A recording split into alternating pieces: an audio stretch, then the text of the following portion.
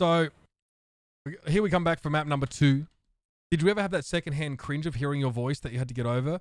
No, yeah, definitely, Captain James Dicking. I had that because your voice sounds different through your jawbone as it does through like a bunch of, you know, piezo electric devices. But yeah, we got used to it as we must, because I'm hearing it all the time, right? Yeah. All right, so let's hope that I bring map 2 in without a generic intro. There is no reason in a match like this for there to be any generic intros from Break.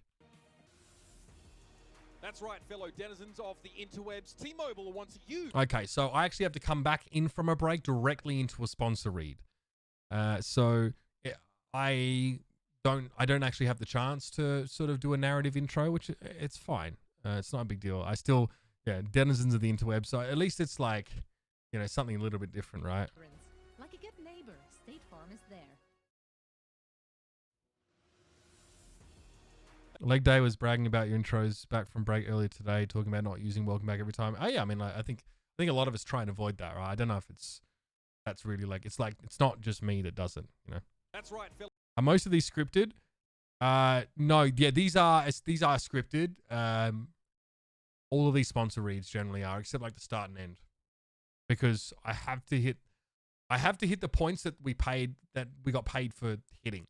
So if I miss something, then we could theoretically get in a lot of trouble from the sponsor, and it's just not worth it. So I just try and stick to exactly what I've been, at least in the body. At the start and end of the bookends, I can change it, you know? Fellow denizens of the interwebs, T-Mobile wants you to choose the Grand Finals MVP. Voting is open now at overwatchleague.com/MVP or on Twitter using the hashtag OWLMVP and add the player's name or battle tag right after it. Matt, that's already a couple candidates for that after that first map. I mean, we saw some real stunning play from San Francisco. Very basic segue, obviously, just tying a sponsor read into the game. Obviously, sponsors like that, but also I want it to be a comfortable segue. So I love these fan cams, man. Cisco to hold on to City Center and really never let. I love that we managed to amalgamate everybody's cheers as well. That was something that the cheer function was supposed to do, and it looks like it really worked. So. Let it go. I thought you were going to say I'm a candidate because of my awesome outfit today. How did I feel when I did the interim host gig back at the beginning of the season? Oh, that was good, Tron Weasley. I mean, I've got a lot of experience as a desk host as well, and we got to obviously be a little bit, not edgy, but more relaxed. And I thought it was a lot of fun, and you know, we got to joke around. We got to talk about a lot of storylines. I got to put a lot of pressure on my hosts and really make them work. So I think it went quite well. But that's something that I used to do for Counter-Strike, so I was right at home there. I love that I thought that's where you were going to go. I thought you were going to go into a monologue about how awesome my outfit was. My man, yeah, Matt we Morello. have some good players here as well. We have some candidates, I think. Right now, I'm looking at him like, you dickhead. You absolute dickhead. It's just like, he brings up his outfit. So now, of course, chat, I have to talk about his outfit. I think for me, you know, Striker had a phenomenal map. Same with Smurf. But then he goes back to talk about the game. So I'm in the position like, wait, do I pay off his joke and riff on that with him? Or do I go back to talking about the game? But I think, obviously, extremely early in this series. We expect this series to be long. I think that the first map there, San Francisco... It's been too long now. Really, I probably should talk about the game. Seoul Dynasty needs to wake up a little bit going into the second map. Absolutely. The second map of this series is going to be a hybrid map, and it will be a different map to the one that Seoul selected against San Francisco not, a couple days ago, not one day ago. I mean, my sense of time, obviously, at this point is fucked, chat, as you can tell. But what I'm doing here is, like, there's sort of an expectation set, because we have a rare situation where we've already seen these two teams play in a best of 5, 2 days beforehand, right? So, like, it was an important map. I believe it was Hollywood in that series, right? We don't get it here. And it's interesting because that was also Seoul's pick. So why, chat? Why are Seoul now picking a different map too? We don't know the answer, but it's still important to sort of identify. Yeah, exactly, Silk. Yeah, my sleep's right now. It's like 7 a.m. I've been up since 6 p.m. the night before, and I'm gonna go to bed at 10, 11 a.m. So it's just completely boomed. Of course, Hollywood was the map that we saw for map number 2, and San Francisco looked really dominant there. So again, I'm not using stats. I'm using a qualitative analysis, if you will, of the last time they played, because I want to imply a question. All right? I want to imply a question to you, the fans, and I want to imply a question to Matt. Why are they picking a different map this time around? It's going to be a little bit of a mix-up for the Dynasty coming into this one. And, I mean, they're choosing a map that is... I mean, I think you ask any player what their favorite map is or their most played, they'd probably say King's Row. I notice I haven't mentioned the map until that point. But maybe some people probably knew what I was going to refer to. But that's also a different way of sort of saying, you know, I left everyone in suspense. So I basically said it wasn't the same map they chose before. We talk, and then I dropped King's Row. Yeah, and it's one that the San Francisco Shock have always been extremely strong on. I think though this meta with Roadhog and played with another tank, whether it be like a Sigma Wrecking Ball, it's just way different than anything else we've seen. We do have a sub for San Francisco. Choyobin will come in here for Smurf. So Super will stay in the game. Super will most likely play the Roadhog the entire time. Choyobin comes in. You'll probably see a lot of Sigma play. Sigma really good here on King's Row. So Matt's not afraid to sort of set some expectations because he knows. He's watched enough games and he's confident in his analysis. And I believe it turns out he's correct. Controlling the high ground. It only makes sense. Of course, a previous Grand Finals MVP will step back in and take his place in this roster. And here are some of our fastest map times presented by Xfinity. And you'll notice the San Francisco Shock feature in number 1 and 2. But this is a team that has been on both ends of that rather short stick. They obviously dominated the Defiant with a time maker 442, but the Justice managed to turn it around on them not so long ago. A composition that the Justice featured heavily with Zarya and Roadhog. Not quite what we're seeing from Seoul. So so this is something that I don't know if you could tell, chat, but this is sold. This is bought and sold. I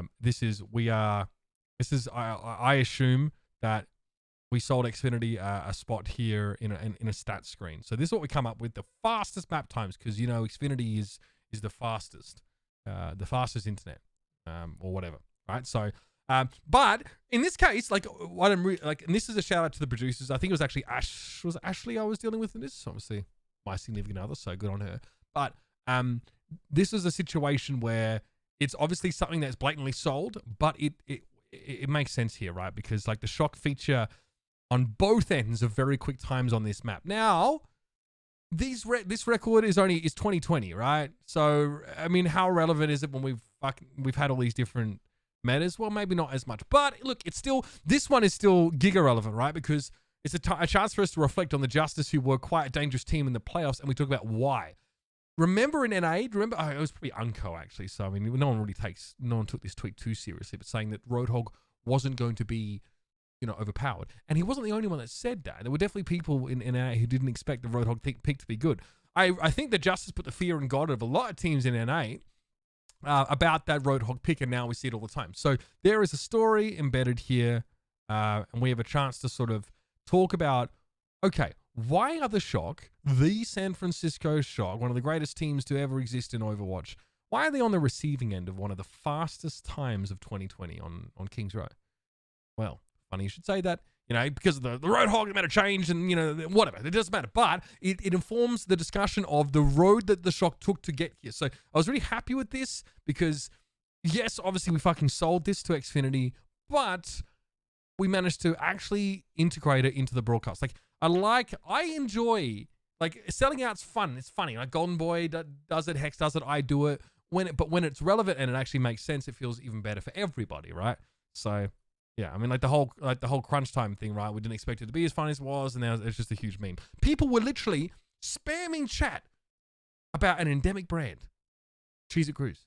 Like, and Cheez It could not believe this happened, right? They were like, oh my God, I can't believe people are like, obviously they know, they're not dumb. They know that people aren't spamming because they just adore the product, but it doesn't matter, right? It was an activation, a partnership that ended up going from pretty artificial, but, you know, sticking these Cheez It grooves in the broadcast to actually organic and like an in-joke. And that's the kind of stuff that I think brands really enjoy. So it turned out to be hilarious.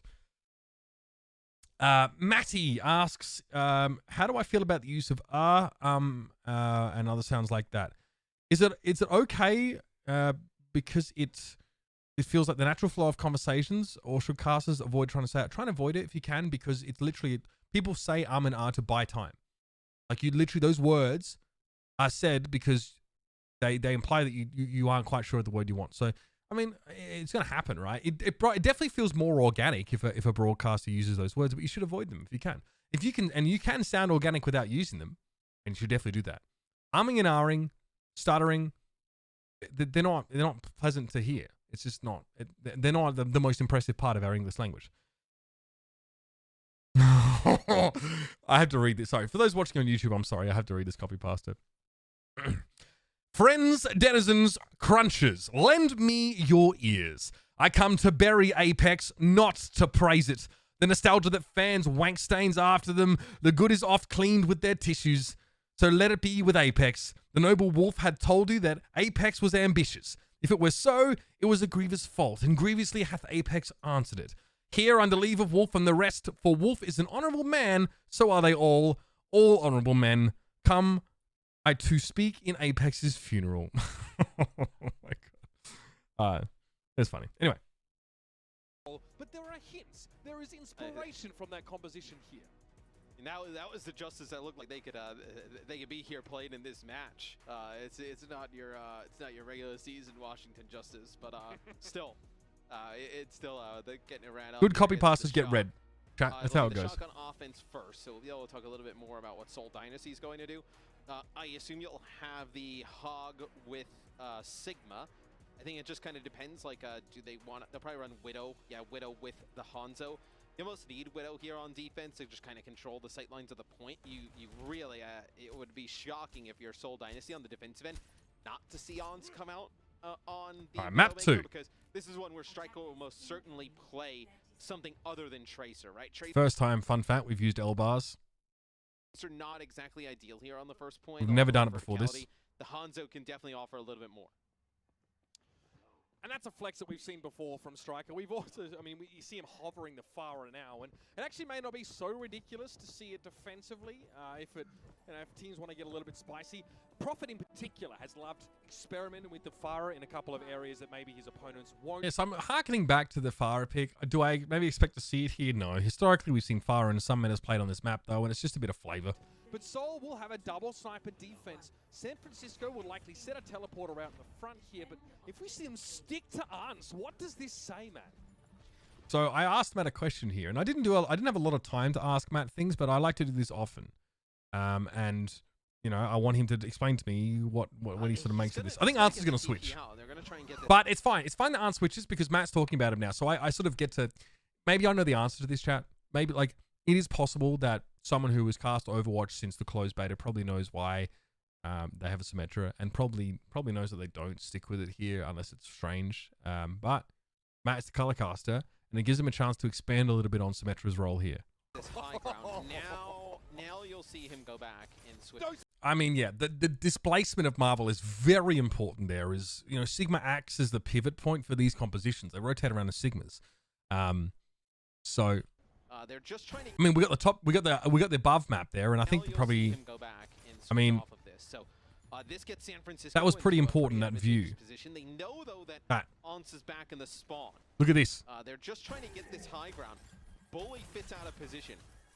Marvel's been also shifted. So I think from his initial spot, and the San Francisco shot have been out of. He gets hooked there. It looks like he tried. I think Marvel actually tried to accretion, and then Super hooks him while Marvel was going for a kinetic grasp. Right, like Super hooks really reactively over the course of this series. He'll hook Gesture when he's taking a breather. He'll hook Marvel when he's using kinetic grasp. Right, when they can't do anything about it.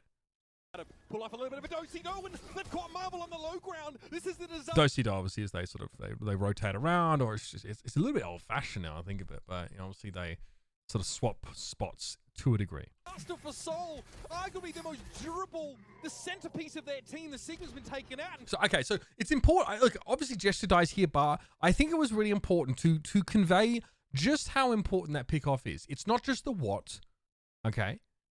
It's not just the who was picked off, it's the why were they picked off, or what does that now mean? Like, what is the consequence of this? That is the context that you need to be trying to add when you just point things out like a kill feed. You need to mention that. I just don't like. Otherwise, I'm not adding anything. Like, I'm literally like everything that you would be seeing, everything that I'm saying, sorry, is already represented in the game clearly enough. So it's important. Why is it important? Well, he's a centerpiece. They pivot around him. I use the word fulcrum a little bit, which is also a little bit in the weeds for that kind of word. Gesture followed right after. They've got supports and DPS and not much more, Matt. And this is such a good So I mentioned they've got, what did I say? Durable, the centerpiece of their team. The Sigma's been taken out, and Gesture followed right after. They've got supports and DPS and not much more. Okay, so that's just a way of saying what is left. Matt. And this is such a good. Now, I throw to Matt as a kill happens. You know what I don't do, chat? I don't try and take it back. I just let Matt go. Like, yeah, I missed the kill. You just when you let go, you have to let go. It's like sending a kid off to college, right? You can't just hang off the back of their car as you know what I mean? Like, you need to let them run away with it. So Good strategy for the San Francisco Shock. You get control of the high ground as fast as possible. Then Ons comes back on the Widow. It puts Fitz in a horrible position. He doesn't have control of the sightline of the point anymore because he's been pushed so far back. And that the tanks can't really go and contest. You have the Hanzo damage coming out from Striker. Really great strategy from San. This is why I think Matt is one of the best color commentators in the world. Strategy for the San. Listen. Centerpiece of their team. The Sigma's been taken out, and Gesture followed right after. They've got supports and DPS and not much more. Like, there's not much else for me to say. There were just picks. It was just literally a fight where a couple picks happened. Matt. And this is such a good strategy for the San Francisco. First of all, there's an evaluation. All right, so Matt is unafraid to not just say what's happened, but now to weigh in on it as an expert. Shock. You get control of the high ground as fast as possible. So he's explaining the purpose of the rollout here for San Francisco. Then Ons comes back on the Widow. It puts Fitz in a horrible position. And then he explained what the impact it has on the enemy team. He doesn't have control of the sightline of the point anymore because he's been pushed so far back. And that the tanks can't really go and contest. And now he lists consequences of that maneuver that San Francisco made. So not only the effect that it has on the player Fitz, but now how Seoul play around it. There are so many color casters in esports that don't do this. They only do one of those things. You have the Hanzo damage coming out from Striker. Really great strategy from San Francisco early on. So, and then he just buttons it up, right? It is a simple strategy, but there's a lot to take away from it. You know, he explains to you how it feels to have this used against you. He explains what the purpose of this is for the team that's using the strategy. Well, what's brilliant about that is that Seoul, they're not dumb. They just couldn't see where the teleporter was. And I want to point out here, just what I'm addressing now is a small point, is that Seoul may have expected to see a Symmetra, but they weren't peeking the high ground aggressively because of Arns. So they may not have, the teleporter from Arns that was placed down was actually placed closer to the bus on the attacking side. So, you know, Seoul may not have actually seen that TP. Maybe they saw the second one go up, but they would have had to react pretty quickly. Arns had actually placed down. Jester checked the choke and saw nothing. The Dynasty couldn't. To me, slowing down, right? Gesture did look for where that TP was. He couldn't see it because it was too far to his right when he had a look. Be caught by surprise by such a strange tactic, and it goes from bad to worse. Gesture gets hooked in, and the Discord orbs liberal. So again, I'm very quickly going back. We were looking back, and now I'm quickly snapping back to the present with a segue of it's going from bad to worse because it just is. Checked the choke and saw nothing. The Dynasty couldn't help but be caught by surprise by such a strange tactic, and it goes from bad to worse. So the pick is what. The pick is the reason why now I'm going to start, talking about the present instead of the past. Gesture gets hooked in, and the Discord orb is liberally applied to his forehead. Violet is traded out, but they get rid of Prophet now in San Francisco. So every now and then I'm referring to once again the impact of the Zenyatta pick here. We are checking back in on a point that I made in the first map, talking about the Zen versus the Ana. They are just riding this chaos as much as they can. A kill there on Marvel is big, but a resurrect on Prophet may shift the momentum back. So I'm not sure of what this. I'm actually not sure of what the effect of this resurrect on Prophet is. So I really just have to. But if I say it, or like, is this enough, or it may have an impact, this is designed to make you lean a little bit further forward and pay attention, because I'm no longer saying the fight's over now. I'm saying actually, you know, but wait, and hopefully that, you know, people are able to refocus now on the fight instead of just counting it as over in their head. Yeah, but you're gonna get a resurrection that happens on the Choi opening. You're down. Oh no! See, but then Matt was like, Matt already identifies that this is a that this is a dangerous or this is a risky res, or it's an important res, right? Bringing Choi back is big. As much as they can, a kill there on Marvel is big, but a resurrect on Prophet may shift the momentum back. Yeah, but you're gonna get a resurrection that happens on the Choi opening. Right, so Choi gets rezzed and then shields. Like so Matt very adeptly is going, no. San Francisco are still in the driver's seat here. You're down. Oh no! So he mentions that there's a res on Choi here. You're down tanks, and I mean that accretion. This is a kill there on Marvel is big. This is devastating. I need this in slow-mo with My Heart Will Go On. So Prophet, look where Prophet's standing, right? Like he realizes, oh, I've gone from it being in a position where I can actually maybe stall or like find another pick to, oh shit, there's a Sigma that's about to just throw a rock at my head. So he tries to run away, but guess who's pocketing him right now? So in this moment, I mean, Prophet is probably only really thinking about his safety, but how did he get resurrected? Well, there's a Mercy in the vicinity. And now things just got extremely dangerous for Prophet and Toby. As if they weren't dangerous already, now there's a Sigma with all his cooldowns up. And Toby, who is somewhere out this way, right, as you can see by that indicator. I mean, it's every man for himself at this point, chat. Like, let's be realistic. So he has to dash back. He is already trying to get out of here. You can see Toby is still in this direction and is taking damage. Seoul Dynasty. So you just get so. And all of it straight away. Fitz has to rotate because Striker very quickly is climbing up here. Much more value out of this res. Toby about halfway through the. Now, if Prophet doesn't die there, like, or if Prophet, I don't know, gets a pick on Mott, the color of that fight looks completely different. He has a tank die directly in front of him. He doesn't end up obviously breaking it up and getting the tank. It's got her as Prophet at that point. He's fully committed as Moth bring back Choi, which is just a large amount of value in terms of HP pool they provide. So again, so put it this way, chat. Effective HP again is important, right? I mean, Sigma has what, I don't know, 400 health, 500, whatever, right? He has how much health he has. Then add the shield health to that. Then add question mark the amount of damage that he could potentially absorb while using kinetic grasp. Like, it's as far as returning effective HP to the fight, it's like, I mean, if you, I'm not going to do the maths right, but you can see what proportion of the San Francisco's total health pool is being brought back into the fight by returning a Sigma, right? It's not just his base health, but also the shields, you know, like damage reduction, you know, all that sort of stuff, right? So there's like a lot. I mean, we're talking a considerable amount of shield plus that health. So as far as the effective health points you brought back into the game, it's higher. I mean, so the difference between a rock and a stone, right? I mean, it's not really, it is stone. It's made of stone. It's like getting a piece of bread and being like, this is bread. Now in German, they say this is a bread. But we don't say that. We say it's bread. So it's the same as like, it's a rock or it is stone. It is made of stone, but as time went on, people started saying it is a stone.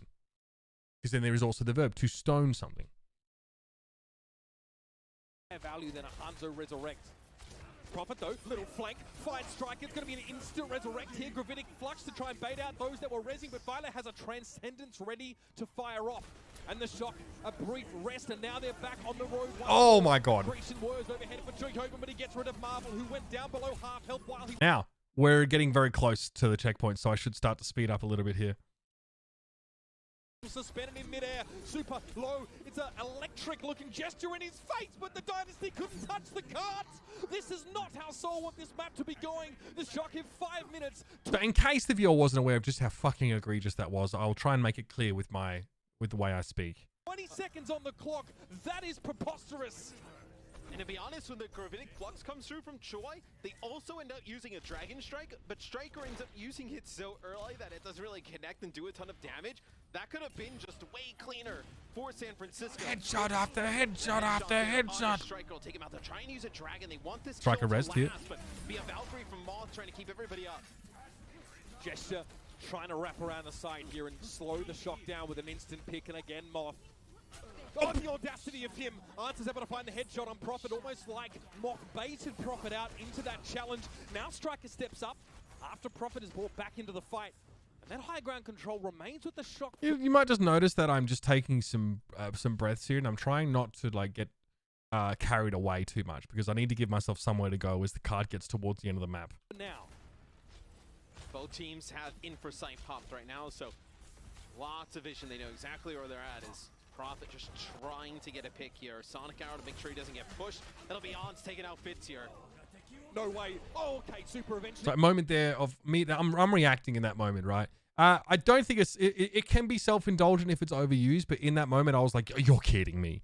He gets taken down. He was slipped and then hit with a It looked like San Francisco had a chance to win that fight, which is why I reacted that way. biotic grenade, and the Dragon Strike doesn't create enough space for the shock to get him out, so they resurrect him instead. So again, I'm actually trying to contextualize a little bit of what's happening. So let's just we can go back and just want to see if I do this properly. Sight popped right now, so lots of vision. They know exactly where they're at. Is So it's just not just the what, it's the why I'm doing a bit more of in a moment. just trying to get a pick here. Sonic Arrow to make sure he doesn't. It's this positioning for Striker. Like if Marvel dies here, I think he's about to get discorded or stunned. Get pushed.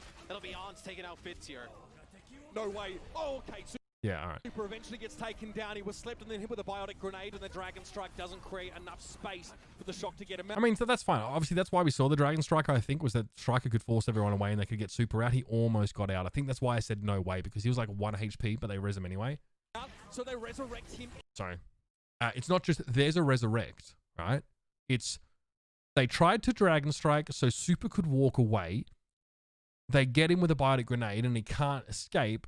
So that is why he is rezzed. Instead of saying Striker Dragon Strikes, Super dies, Moth resurrects, there is all a causal link. There is a game state circumstance and strategy that binds those three events. So instead of just fucking reading them off the kill feed, we're discussing why they're actually happening. And I know it sounds really, really basic, but I think that's something that a lot of casters struggle with. And when they get into autopilot or lazy mode, they just read off the kill feed and they're not doing enough of this. Instead, the high ground duel is still going. Prophet's hit with a wayward arrow as he's forced to drop down now. I say wayward because it's fucking Hanzo, and let's be honest, Striker didn't mean to hit him with that. From that right-hand side, you can see Choikobin looking for an accretion. Gravitic Flux, but Creative's down. That's the lion's share of healing available to the Seoul Dynasty. He has to be brought. That's a lot to say quickly. Yeah, the lion's share of healing available to the Seoul Dynasty. I think I'm a little bit stuck in the mode of seeing like Ana Lucio, Ana Zen, because now with Mercy, that's not. I mean, I think in most of these cases that is still true, that most of the healing comes from the Ana player because Biotic Grenade is maybe used defensively a fair bit and Mercy's often pocketing someone with damage boost. But yeah, I mean maybe, I'm not sure. I just want to yeah, remind everybody the 5v5. Now, okay, so this is a bit of a okay, so basically what's happening is that I have a headset. It's plugged into the Focusrite, but it's actually there's an extension plugged into the headset, right? Off that broadcast headset, there is an XLR connection and a 3.5mm jack. The XLR's for the mic, the jack's for the headset. I stepped on it at this time. Now it didn't break, but for whatever reason, like whenever I stepped on the cable, it cut out everything. So my voice cut out, and Matt, and like it cut out for a little while. This was a technical issue. Matt was confused. Now, don't ever do that. This was definitely a tech issue, I can guarantee you, but don't ever do this to your co-commentator. Listen to how I throw, or how I throw. Duel is still going. Prophet's hit with a wayward arrow as he's forced to drop down now, and from that right-hand side, you can see Choikobin looking for an accretion. Gravitic Flux, but Creative's down. That's the lion's share of healing available to the Seoul Dynasty. He has to be brought back into the fight, and he is, but the Dynasty is still playing with 5. That just sounds like I'm taking a breath. But here's what happens. Matt has no idea that I've thrown, because I haven't, in fairness. But there's nothing in the cadence of my sentence that implies that it's a throw. So even someone like me and Matt, who worked together for so long, can't tell.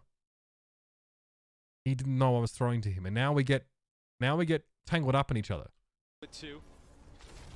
Striker up on the high ground. Big hook there from Gesture. So yeah, he has to step in essentially. That Seoul Dynasty seems. And you hear me just now? might have heard me say that because I'm trying to come back in because I think he's maybe realized that I could be having tech issues. But without saying anything, he is now just moved into a play-by-play position. Teams that have control of the cart, they'll have a nano boost here. Whole hog. So like I tried to come back in, but he was still talking, which is fair enough. So now we've got to settle this awkwardness. In Valkyrie, as Fitz comes alive and takes out On, says, you do have this Transcendence, Mitch, with no Gravitic Flux on the other side. You can probably use it a little bit more aggressive. But he uses my name just there to let me know that it is coming back to me. So I just wait. Choikobin's also close to a Gravitic Flux. So in the break, he was like, "Did you cut out there? Like what happened?" And yeah, it's because my scuffed friggin' setup. His own supers put to sleep Dragon. Annoying, but again, he handled it pretty well. That is too long a pause, obviously, to have. And like a lot of casters had this problem when they went to sort of online where you can't see each other. Like if Matt could see me, he'd be able to see. I would probably just point at him in a moment like that.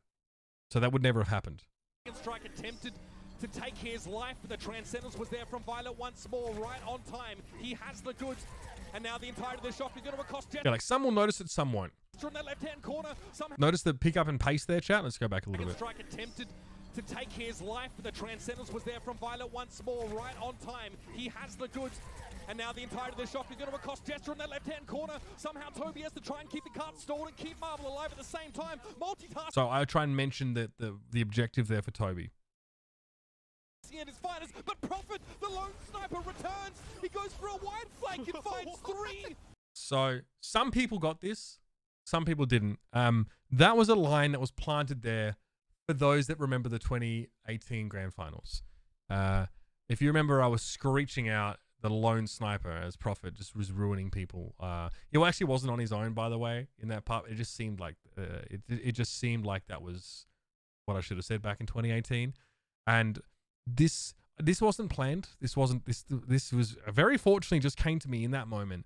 When I saw Prophet there, it reminded me of him on Volskaya Industries when I made that lone sniper call. I think for people just watching who hadn't seen the 2018 finals, or maybe just didn't remember it, like maybe it just didn't matter, but hopefully it was almost like a cameo or like a payoff for people that saw the season 1. So yeah, it just happened that way. It wasn't. I didn't plant it intentionally to provide fan service, but I was really chuffed actually that so many people remembered it. Yeah, it made me feel really good. Putting them in the ground, and San Francisco run out of gas once more. But it's Prophet really coming up cash money. So Prophet comes at cash money. Obviously, it's we're talking about Prophet money. I wanted to make a reference to the -1000. I just couldn't find out a way to do it. In that moment, I was like, all right, I'm starting to pop off a little bit with some of these lines. There has to be a way that I can make some sort of cheeky reference to the middle finger. Yeah. I don't think I figured it out. In hindsight, like it would have had to be one of the kind of call-outs that was subtle, right? Anyway. About how hard they've worked for this. And there's still 3 minutes on the clock for San Francisco. So that's good by Matt. He sort of reestablishes like, yeah, okay, like we can get excited, but San Francisco are still making a very quick time. So let's not get like too ahead of ourselves if we're thinking Seoul can hold them off just yet. He's doing something very important in broadcasting, is sort of, resetting expectations a bit. Like this hold has to be just incredible from here on out for Seoul Dynasty. And it feels like Seoul Dynasty on this point, Mitch, they've held for an eternity already. It feels like we've spent most of the time here going to point C. And that's true. A ton of time on the clock. But you see that as soon as the shock given opening, a player like Prophet exploits it to its absolute fullest. That was honestly inconceivable the way he was able to save his team in that moment. And Outfits buoyed forward by confidence after that fight win, but Arts finds the headshot. That's an instant resurrected. Dragon Strike was still loose, and Choikobin is looking worse for wear. Violet actually goes down to the Dragon Strike himself, only to be resurrected into, yes, a lot more oncoming fire. Striker's able to find Prophet, but it's the supports of the shock that are beleaguered. And the rest of San Francisco need to sidebar again and regroup. So a lot of this is like, a lot of that is very basic play-by-play. There's nothing very special going on. I'm just trying to make sure that I'm being descriptive, that I'm not using the same words over and over, and then I'm maybe adding a little more context than just what the kill feed might tell you. Dragon for San Francisco. You also have the Transcendence. You'll have Transcendence for Gravitic Flux. But Seoul Thick Dynasty Seeks, starting to yes, I rally drink on from a big water bottle on bullets here. broadcast day. I tell you what, Although for as bad as they've looked for point Joker, I don't think game, Soldier will if become Seoul that gets bad, a no. hold here, that is a huge swing in momentum. This is how you win a map that starts so poorly, Matt. Really rallying towards the final moments. Answer's brought back into the fight now. Dude, it starts well for Seoul. It does. I mean, getting that pick on Arns, and you know, and I think like me and Matt, this is what's so crazy to me, chat, is that we get called out so much for being biased against Seoul or just in favor of NA teams, but me and Matt are we are neck deep in the Seoul sauce right now. Like our narrative is that Seoul started so bad and that this is where they could bring it back. And we kind of cast a cursor, right? So, you know, like, go and show this to all the Western fans with like, you know, with Korean in their Twitter bios or whatever. Like we get blindsided because we want Seoul to hold this defense off, and it kind of shows. Dynasty are down to 4 players. Toby has popped the Valkyrie and will be looking for a resurrect, but there's no... Oh my god, dude. Lie! One after another. Arn's getting rid of Prophet, and you can see the damage boosted Fitz playing from the high ground, but he can't really contest in his current state, and Striker challenges him anyway. Gesture's hooked instantly. The Discord Orb helps a lot. Here it is. The whole hog keeps him up, and Gesture is held aloft, tantalizingly close to the card, but he can't contest. So yeah, I get some time to like flex the lexicon a little bit there and sort of say that's probably how it felt for him, like tantalizingly held off of the card. There, in this moment, I thought of finding a succinct way to refer to that Rialto game where San Francisco lost to the Atlanta Reign in the playoffs last year, but it was just too long. But it was kind of the same situation. They C9 because they got gravitic fluxed. Anyway, didn't go for it. It's probably just as well that I didn't. But yes, I talked about how it I guess I'm trying to imply how it must have felt for Gesture to be in that position, right? So my use of descriptive language is to try and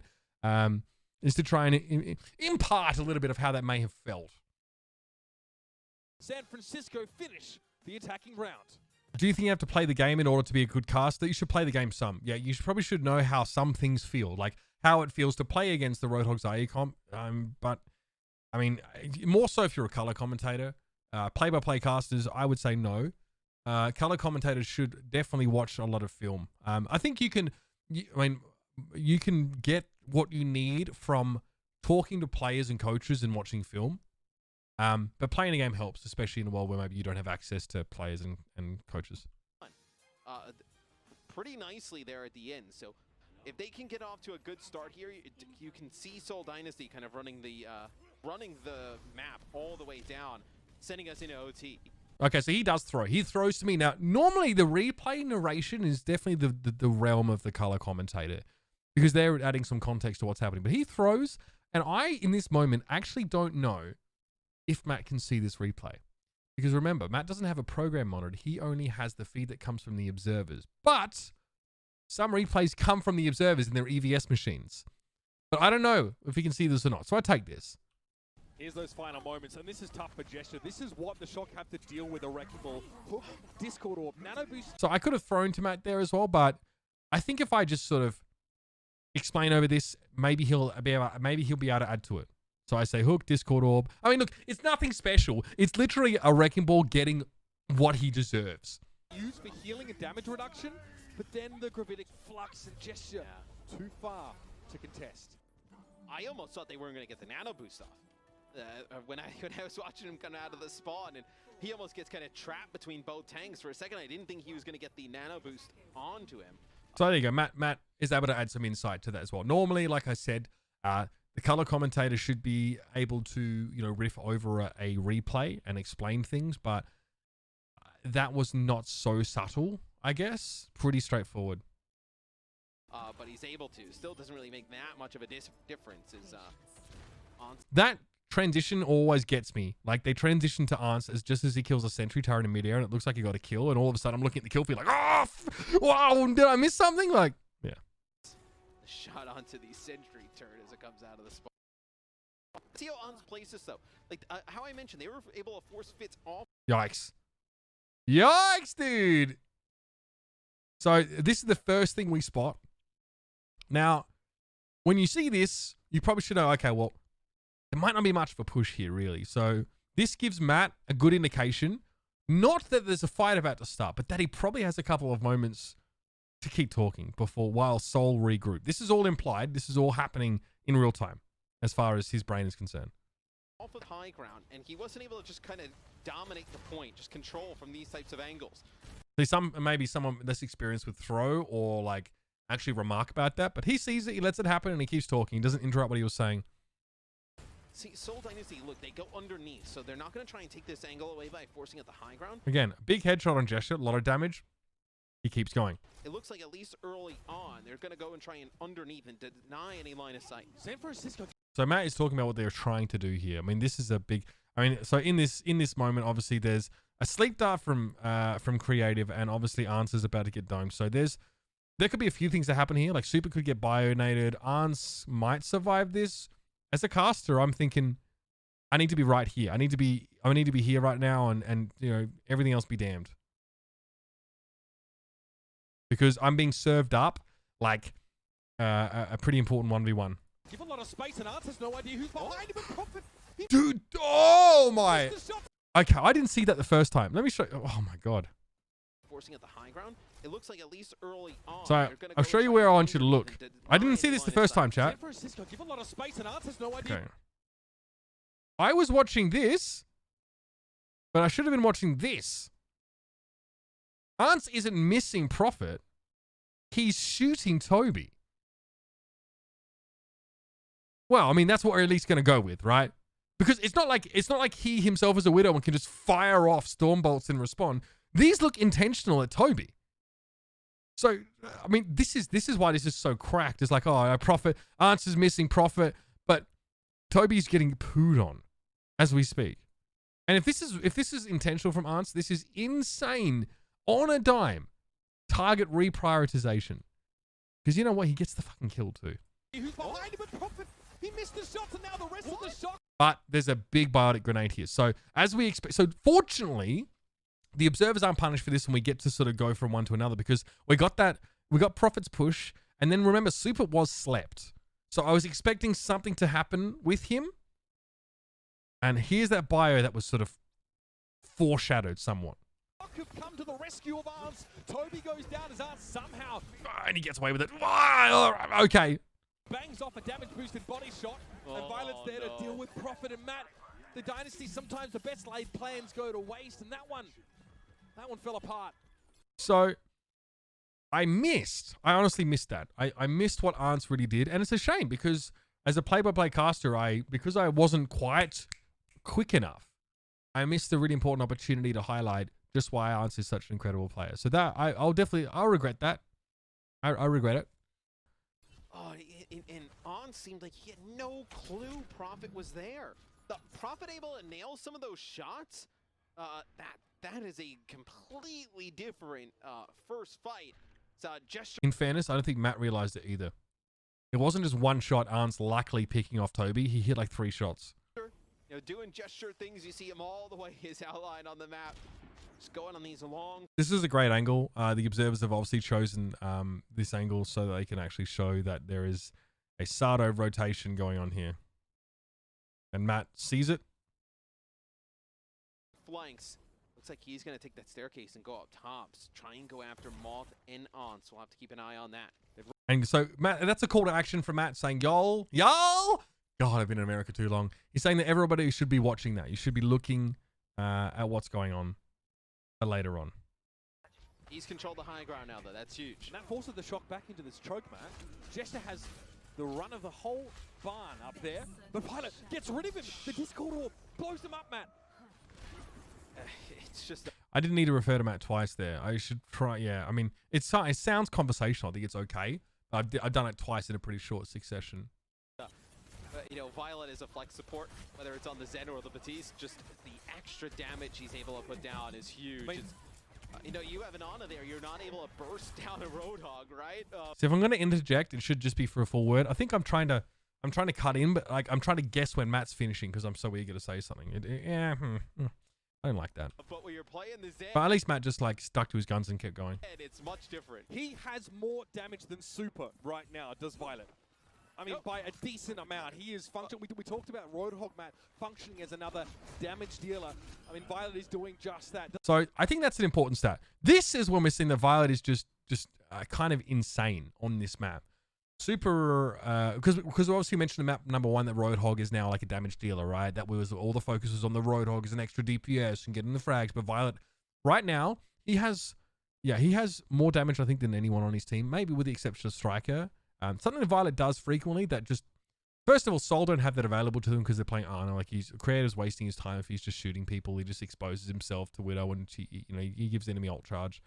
The fact that Zen has burst damage potential, right, makes him so scary here. Doesn't matter if it's Batiste, Zen, Ana, he's stepping up. And that's in contrast to, obviously, Creative, he's on Ana. He's just not built the character to do that kind of damage. So this is where I wanted to contrast the compositions again, and the inference from that is the teams are trying to play differently, or that the players to watch are not different. Like, I'm not saying to watch just the DPS. So this is another call to action to say, hey, audience, watch Violet. This is someone you want to see what they do. Much more supportive, much more healing oriented. We see Violet do this consistently, though. Put out just damage that way. You look at the numbers, like, almost doesn't make any sense from the Batiste and the Zen position. So So Matt backs that point up, which is really nice. Use the infrasight here. That's the shot. That's a risky challenge. And that was nice. Like that, I liked that. I got to say something short. It didn't stop Matt in his sentence. He didn't leave it. He kept going, and he trusted me that I was just going to say that. That's really organic. That flows really well. You know he has the walls. And still, the San Francisco Shock strike back. It looked like a gravitic flux from Troikoven to begin the fight. Striker does go down, but Answer's brought back. So the Shock a little bit limping here, lacking one player.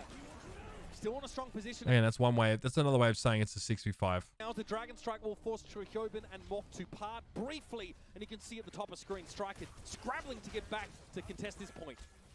You'll have a whole hog here, though, for San Francisco. Knock players back. Is Seoul under a minute here on point A. Another duel brewing between Arndt and Fitz here, but Troikoven's the one to fall first. The Gravitic Flux strikes true from Marvel, and Violet hit with a Biotic Grenade. Super now in trouble. Drawn in for a big bear hug. It actually comes out on top. There's no way San Francisco. Now, the reason I get excited in that moment is actually not because of the super kill on Gesture, because I can see he was low. It was the Striker kill on Prophet that makes me think, wait a minute. Can be turning that around. Arndt versus Marvel, but Striker has it off angle. Like that pick on Toby. Like if he doesn't die here, I mean, this could be difficult. Marvel is on the point, so I think it's essentially like a 1v3 here. But Troy switches to ball, so I don't know how long it will take. Here he can't interfere with the capture right now. He'd need to get rid of Fitz and then the Sigma on top, and that's a lot to ask for. But Arndt staves him off in the background. You're kidding me? And Troy comes back. Yeah, that kill there is big. So I definitely sort of peak in terms of my excitement there, because the thing that I was hinting at, the potential of sort of San Francisco to actually be able to defend this is now, I mean, it's getting closer to being realized. I don't think Troy Herbin can hold this on his own, though, as obviously spawn advantage favors Seoul. Back on the wrecking ball just to pile drive, and he doesn't have to, but Marvel doesn't have to. Troy doesn't have to stand on point. This is last fight territory. It'll be the walls here from Fitz, just trying to get an angle, deny some of these players coming out of spawn, but the damage may already been done. San Francisco. Oh! Violet takes Prophet out. That's not the way you want to start this fight at all. Yeah, no, me and Matt are very different to Wolf and Seth. Extremely. Resurrect would have to happen. Troikoven goes down to the whole hog of Gesture, and Super has to lay low with that Biotic Grenade on him, but Fitz has fallen. Oh, you Chad! And he's gonna, yeah. Needs to find a way to surge forward onto the point, but Arndt was brought back into the fight too. Now it's Gesture and Marvel huddling close. So that Creative might just, yeah, this is huge. This is huge from Creative. Super's whole hogging, but he's hit with a Biotic Grenade because Creative managed to hit both Super and Gesture. That's pretty big. And the hook. This point, they get Super. What a critical hook. Gesture with the nano boost now, and he can stave up most of the Dragon Strike damage. He's just looking to stand on the point right now and try and get this one under Soul's control. Prophet also comes in. Yeah, I mean, Creative wins that fight. The reinforcements for the Dynasty outnumbered the Shock. So, I mean, what a fight. That's actually just crazy. And at the time, I mean, I said it was a crucial hook from Gesture, but I think we can agree now. The nano boost, the Biotic Grenade, Creative basically just uses his whole kit to ensure that Gesture gets to win this duel, and then the damage reduction for the hog on the point. and the fact that San Francisco are kind of short-handed in terms of sort of front-loaded burst at that point in the fight, have a tough time. That was almost an inconceivable scene. The Dynasty show that they're made of more than just skill and some true grit to boot. And the San Francisco, the audacity of this move. I did it again, the San Francisco. I keep cutting myself off. Is my voice hoarse after casting? Yeah. Yep, a little bit. Looks like they set up a poison mine, so it's likely... Depends. If I get too excited, then the technique tends to go out the window. ...is aware that there was some sort of flank in the works. And no ults here for San Francisco, just the Valkyrie. I honestly think, chat, like, as a caster, the reason why I have so much success is honestly, like, sometimes I can boil it down to just being able to say the same shit differently and it just get some variation. Sometimes I feel like that's it. Super slept right now. Gesture on a big old like I never say something the same way, really. Here. Will they be ready for the road? Oh, get fucked. Grenade hit from Creative, another big one, and Super can't take a breather. Well, it can, but it doesn't really work. He just gets the health back. Yeah, I mean, that was fortunate. I was actually trying to use take a breather in the more anecdotal sense and not the ability. But I just got lucky. That one fell into my lap, actually, because it happened to be a Roadhog with the ability of the same name. And Moth is going to fall here. This is what the Dynasty are looking for. Now a chance to build some momentum, and Profit doubles down. This is what they were looking for. So I tried to pay off what Matt sort of built into this fight by sort of saying, hey, like, this is what Seoul were looking for. How do I not talk over the other caster? Practice, and eventually you can tell if it's your turn to talk or not. It's unspoken a lot of the time. Yeah, and Moth gets hit with that biotic grenade because he goes up a little bit forward to try and heal Super, so he doesn't even bother popping Valkyrie. No reason. So behind the scenes now, me and Matt are having to actually shift really quickly our narrative because most of this map was played on point A where San Francisco looks so good, but as often can happen on Kings Row or any map really, especially hybrid maps, is that there's a snowball happening. So now we have to change tact a little bit here, and maybe we actually signal this directly to the audience by saying something as blatant as, hey guys, I know we said this before, but things are now different, right? There have to be a couple of points at which we reiterate that your expectations that you may have been given from watching the start of the match might need to change here because of the gameplay shift. Reason to waste the scope. So the stakes need to be re-established here because now, all of a sudden, out of literally nowhere, there is a chance that Seoul finished the map before San Francisco. So it's a pretty big shift that we've had to make, but we have no other. Overwatch is like that, right? Like matches can flip on their heads pretty quickly if a player starts popping off. Now if you're the shock, and now if you're the shock though, you gotta push forward, Mitch. You gotta get a little bit closer here, play enough front defense. A nightmare start to the round for the Dynasty, but now they're back in a position where they can really threaten San Francisco's. Now, that might not sound like it's not the most consequential thing to say, but like I said, it really does have to be said. You need to keep checking back in with this expectation that you as a broadcaster have created. So if I have to say it plainly, then I will. It started bad, now it ain't so bad. So much to play for here for the Dynasty. Going to halftime 0-2 down. Trying to reiterate the stakes here. First of 4. Just before the final fight. So everyone is reminded of, does this even matter? Does this map matter? Is this fight important? This is a pretty classic way of like, I know there's a fight brewing. It's going to be big. This might be where the momentum sort of gets slowed down. So reiterate the stakes and then jump headfirst in. It would be a disaster. They lose Gesture early on, but that's the trade. Prophet's able to find Super. Both Roadhogs taking a lot of damage. Moth goes down. He was punished for going for the Resurrect. So again, I mentioned that Moth goes down, but it's a why or how, right? And it's pretty important because Toby manages to get Fitz back up, and I think he isn't punished for the res because of, well, I mean, as you can see here, I think it's a pretty safe res spot. There's a window, a brief one, but Fitz opens it a little bit wider. So that, like, I mean, that player swing that was just created, right? I mean, Seoul go +1 on players. I mean, you can't even see that. So +1 on players here with the res. And then San Francisco go -1, so it's a player swing of 2. So I wanted to sort of point out that there was punishment for the resurrect here, and that's why Prophet was able to find a kill. Prophet just generally incredibly good at doing this. Just punishing that, always looking for the mercy. A chance for the Dynasty to surge forward, but no one's on the cart really pushing it right now. Marvel sets himself forward. Fitz has to do the dirty work here. I mean, that's a little vague, to be honest, to say that Fitz has to do the dirty work. What does that actually mean? Well, I mean, I think what I'm trying to hint at is that, like, obviously it's very important that he does what he just did to Striker and keep finding these picks and keep Dynasty in a player advantage now. I personally think that Seoul generally are advantaged in longer fights here, but because there's two snipers, you don't get a 6v6 for very long. Yeah, you know, there's always those swings and resurrects, and then yeah, okay, creative might have really good healing over the course of an encounter, but you know, there's a lot of other elements there. And nobody wants to go around the corner with the risk of Once or even Violet putting down some damage. So they have to wait just a second. See, trying to get everybody back. They can't even put the cart progress on right now. They know Gesture's coming on this flank too, does the Shock.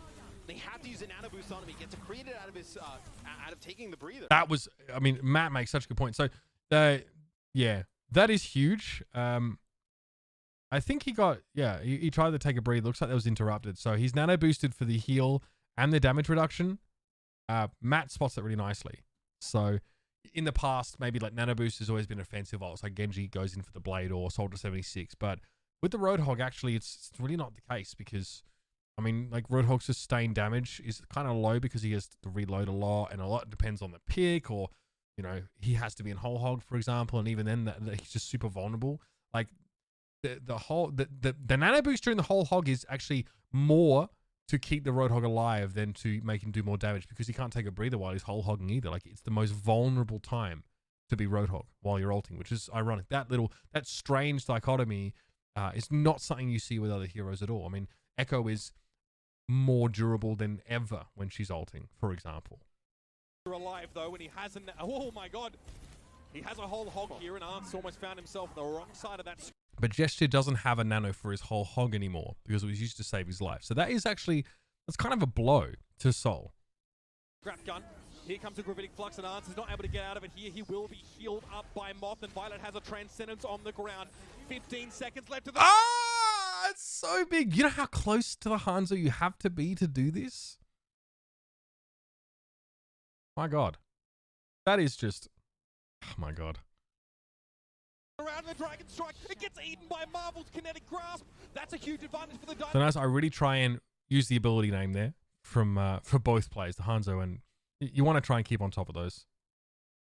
But can they press it further? Prophet goes down, Striker and Moth at the top of your screen, folding back into their spawn, and Super interrupts the increasing from Marvel. He goes down, the San Francisco Shock with the players now, and Toby can do nothing but try and push the card on its own. That, sadly, is just not going to cut it. A San Francisco Shock have the Dynasty reeling 2 maps to 0. And that is not how the Dynasty, the upstarts, the challengers wanted to begin this series. So, yeah, obviously going to halftime at 0-2 is pretty bad for the Seoul Dynasty. But again, I tried to take a pause there. That pause sounds way better. That pause sounds way better if it's in an arena. Unfortunately, I'm not. So it just sounds like I was just not sure what to say. But that's the way it goes. It's hard to inject that level of gravitas when you can't hear the audio that I'm pumping into my own headset. So thoughts on who takes the lead and who follows it? The storytelling, casters versus obs, if any. It depends. I mean, it depends. Can obs hear you? Normally, you should take the lead from obs, but normally it's give or take. Like if their obs are listening to you, and sometimes they are, but I have known observers who maybe prefer listening to some caster pairs and actually don't like listening to others. For example, never call out your observers. Never. If I hear a caster call out their observers, you're in trouble. And because I'll be honest with you, I've heard of observers who just mute the casters if they get called out by them, like for missing kills. Something I'm really careful to do as well is that when I'm casting, this is something that Baker felt pretty strongly about. But if something happens off camera, I just try not to say that it was off camera because it implies that it was failed to be captured by the observers, when in reality they were trying to do something else. So the observers listen to us, but you should really work with what you're served up. How do you audio cue your obs to hopefully spectate something you're looking for? I would just say like, I wonder if we get a chance to see X, you know, or, you know, maybe if we have an opportunity to see where the Soldier 76 is playing from, you know, and that's okay. Sometimes I've just asked, hey, observers, if you have a chance, can I see this? But normally I won't do that. All right, so there's map number 2. I feel like we managed to get rid of some of those errors. I had that unfortunate mic dropout sound, but in general, you know, we're able to build a little bit more on the storyline. You see that we're still referring back to the previous storyline. I feel like that was a map where Matt really got a chance to show some of his strengths.